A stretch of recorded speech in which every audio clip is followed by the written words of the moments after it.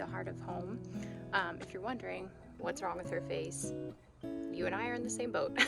The last few days I've been having some sort of skin infection breakout.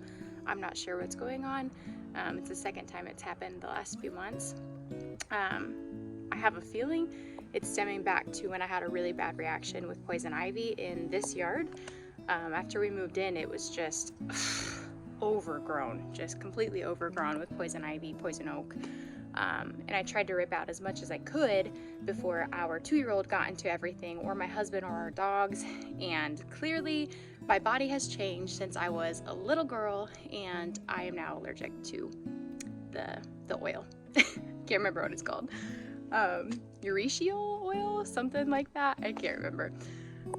All I know is my body hates it and hates me for getting it on it. But so anyways, I had a really bad breakout last fall, ended up getting impetigo with it, had all sorts of antibiotics and steroids and other medications for other things in our life and or in my life, and decided enough was enough. I went off everything after I finished my prescriptions for this breakout that I was having, and haven't been on any medication since then. And then this happens a second time. So it's time to take a deeper look into it, and to take it more seriously. But right now I'm gonna do what I can where I'm at, and that means I'm gonna start moving dirt in our yard because we are completely redoing the landscaping. The original landscaping I'll post here. It was just overgrown and disgusting, and was just a weird V shape in the front of our yard, and went around both of our trees. So it's time for a makeover. It is 55 degrees outside in the middle of February in central Iowa, which is very rare. So I'm taking advantage of this early spring and doing what I can. So one thing that I don't know if it was the original owners or the people before us that planted it, but they planted some sort of ground coverage that I can't remember the name of, but it just vines out everywhere.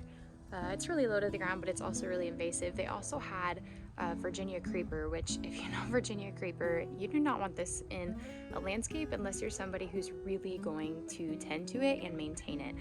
Unfortunately, these people didn't maintain it.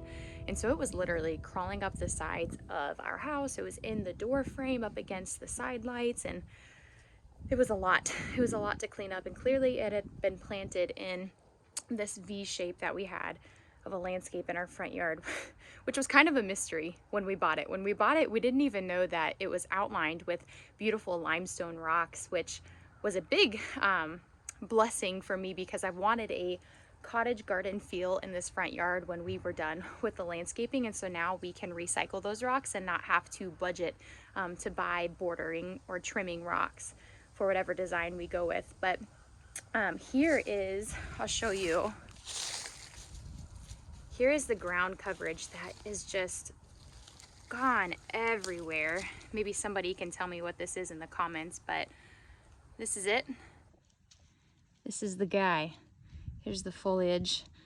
I don't know, I don't think it had flowers. I really don't think it produced any. I can't remember what this is called. If anyone knows, let me know in the comments below, or shoot me a message on my media platform. I'm curious, but I know I'm gonna be picking these buggers out pretty much everywhere. I've got this pretty cleared. Today I'm gonna be trying to work on the rest of this. Here's the awkward V shape. It was just very interesting. I have a brother-in-law who, I believe the term is an arborist, that came out and was talking about how the bottom of the trees flute out, and just the health of the trees. To be honest, I don't remember a lot of what we talked about, but I know these trees weren't too bad. But another big thing is I want to try to maintain the dirt and just the mounding around these trees. So I'm going to be trying to incorporate some sort of landscaping around this tree instead of trying to expose the root system down here by removing all of the dirt. That just wouldn't be good. We also have this rhododendron, which is really beautiful. It was kind of like a sweet hug when we moved into here because of the rhododendron flower, though this one is pink, and the one in our wedding was white. Wasn't our wedding, it was one of the main flower themes that I had in all the bouquets and the boutonnieres and stuff. So I want to try to transplant that. It's not in the best spot, especially for the landscaping ideas I have for around that tree. And there's a few other perennials that I want to keep, but I know moving that, specifically that rhododendron, would be quite difficult because it's obviously pretty established, and digging up the entire root system would be really hard on it. So I might try to propagate some of it, try to see if I can get anything out of it. I don't know, we'll try. I've never had to deal with a rhododendron before. Just looking back on some of these video takes, and I know I'm gonna kick myself for even recording this because I look like such a fool. My face, I woke up, the first day I woke up, and it was just at its peak. It looked like I had a stroke because the entire left half of my face was so like numbed. Like my lip, it's not numb at all. I can feel everything, but my lip was so swollen and heavy that everything was sagging as if like the muscles on that side of my face were just out of commission. But I'm just showing up as I am, so. Alright, I'm gonna set my phone down and turn on some music and get to work.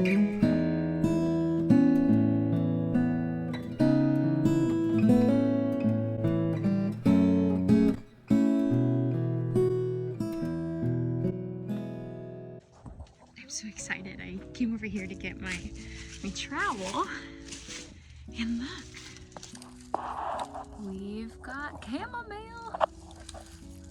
Look at that butte trying to grow. That sweet life. That is so exciting. I really wasn't sure when we moved houses if transferring my chamomile out of the ground at our old house into just a flower pot, a deck pot that we had, if it would work. I didn't put any intention into watering it or maintaining it. Clearly I didn't do anything with it. I took all of our tubs and just set them in the front of our house, even the potato sacks, because I tried to grow a second round of potatoes and it didn't turn out before it got too cold. So I just left them and left the soil to soak up the snow. But I'm really excited. You can even smell the chamomile. I started all of these from seeds from Baker Creek, and I've really been in a kick this year of drinking more tea than I am coffee. And I love both, don't get me wrong. I enjoy both, especially different parts of the day, but there's something beautiful about potentially growing my own tea, and chamomile will be the first, I think, tea component that I'm going to be growing. And it's exciting because I don't have to grow it from seed again. It's perennial in our zone, so I can plant it even into our landscaping as long as it's away from my dogs and enjoy it every year and not have to worry about replanting it or sowing seeds or germinating them. So that's exciting. All right, before I run out of daylight, I just wanted to show you guys kind of my method of pulling this ground coverage back out. I should be wearing gloves, but to be honest, I have no idea where my garden gloves have gone, which is just mid-renovation problems. I have construction gloves, but you know, they're bulky and they're thick, and I like to feel what I'm working with, especially when I'm trying to pull out root systems. So you can see here, you can see the madness of just roots and vines and everything, but really what I've been doing here is trying to pull out every little plant that I can. I have no idea which ones are mother plants or the original plants. This is if you can see this here, this is the Virginia creeper vine. I do know that. The poison ivy plant that we had in our yard, which I've learned there can be different variations of them. What I've seen in our yard is the roots that have like the fuzzy legs, like the little hairs and stuff on the sides. There might be like some residual ones up on the tree somewhere, but they'll be higher up. So I know what I'm working with here. I'm pretty good at identifying when I'm working with poison ivy now or poison oak or whatever. So anyways, the method that I have here though is I've learned if you just go to pull this out, like right here, like if you're just pulling from the leaves up here, you're gonna snap it off, and more than likely it's gonna come back because you're not getting the bulk of its root system out. And so what I do is I try to go down to the very bottom of the plant. Obviously you can see here, there's the bulb that it's growing from, and that is really what I want to try to get out. So I'm going to try to grab that grabbing everything, as you can see, and just pulling and wiggling. You can see I got all of the roots out there. So this plant is not coming back. This plant has been booted from this yard, and will go in this tub and will go to a landfill and never come back. Gladly. So I'm going to continue this process literally until my hands are too cold, because it is only like 53 degrees and it's probably dropped by now. It's right around 3-4 o'clock. So I think it's so funny that when you drive around a neighborhood, you can find the houses of people who deeply care about their landscaping, and then houses of those who either pay to have it done or just simply don't care. And I definitely am right in the middle. I don't want to pay anyone to do it. I thoroughly enjoy landscaping. Anywho, I am definitely an amateur, but I feel like it's a really good way for me to have an artistic expression of the desire of my heart, and just showing an aesthetic that is just pleasing to me and just makes my home feel more like home. So I just got back inside and got my hands washed because they were disgusting, which is my fault. I chose to dig in the dirt with no gloves, and I have somewhat longish nails. But anywho, that's just the problem of a gardener. I just got to thinking on landscaping, and I feel like so many people are intimidated by it, or just assume they don't know what they're doing. And the fact of the matter is if it looks good to you, that should be sufficient. Yes, there are things to consider, like what do you plant around a tree, or what kind of plant prefers more shade and what needs 6 to 8 hours of sun. How tall is this plant gonna be?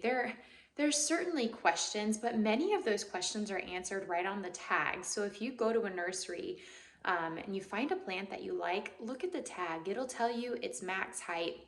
It'll tell you how much sunlight it needs, if it needs part sun, no sun, full sun, how much water it needs. Typically it'll say what kind of soil condition it would prefer. And if it doesn't have that information, just ask somebody that's either working in that department, or if you're at a nursery, really probably anybody that works there could give you a pretty solid answer or point you in the right direction for an answer. But I feel like, man, landscaping shouldn't be intimidating. I mean, putting a plant in the ground should not be intimidating. And sure, it might be at first, but that's kind of the beautiful thing about gardening is even when you fail, there's room to learn. And there's always going to be failures. Even the most experienced gardeners and most experienced landscapers and artists, everybody's going to experience failures, but it's in the failures that we learn to grow. It's in the failures that we learn to be successful, because without the failures, we wouldn't be anywhere. We would just be stuck. Or we would just be perfect all the time, which what fun would that be? But here's my 2 cents for you. If you have been desiring to change the look of the front of your house, if you've been desiring to grow basil to add to your spaghetti, or if you want to grow a tomato plant but have been worried because you don't have a garden or raised beds or cattle panels, growing cucumbers that are just trellising over the tops. You don't have to have a fancy garden to grow something. I mean, in fact, seeds want to grow. They're really hard to keep them from growing. I mean, they aren't gonna fail you. I mean, not every packet is probably gonna have 100% germination rate, and if they do, then that's awesome. But don't be intimidated to put a seed in the ground and to water it now and then and watch it grow. Watch it grow, and if it doesn't, try again. Try another plant, because you will find success. Seeds are gonna grow. They are designed to grow. They want to grow. They have the willpower. And if you let them, they will grow. But if you're watching this and you are just intimidated by your yard or your garden, more importantly in this video it'd be about your yard, but if you're nervous to try something different, don't be. I mean, just do it. Sure, I'm nervous. I have an idea for landscaping. I have a couple ideas, if I'm honest, but I have a couple ideas, and I told my husband, I said, I'm just gonna try it, and if I don't like it, sure, it might be a little more work to change things up, but who says you can't change it up again? I might have to wait till the next year. I might have to wait till we have more room in our budget to, buy different stones or buy different mulch or different plants. But there's no limitation on it. If you want to change something, change it. You're not building a house, you're building a garden. You're building a flower bed. You're building something that makes your heart happy when you pull into the driveway at home. So do it. I need to go let my dogs in. Until next time.